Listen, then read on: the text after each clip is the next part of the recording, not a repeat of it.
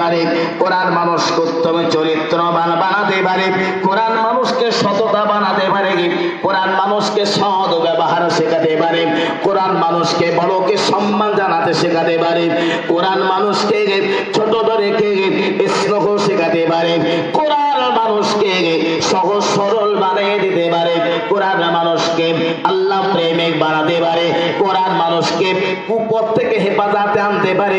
আল্লাহর শপথের প্রতীক কেবলমাত্র কোরআন পারে না, না না, কোরআন ছাড়া পৃথিবীর কোন শিক্ষা আল্লাহর কোরআনের শিক্ষা ছাড়া পৃথিবীর দ্বিতীয় কোন শিক্ষা মানুষকে সুপথের প্রতীক বানাতে পারে না, মানুষকে আদর্শবান বানাতে পারে না, উত্তম চরিত্রবান বানাতে পারে না।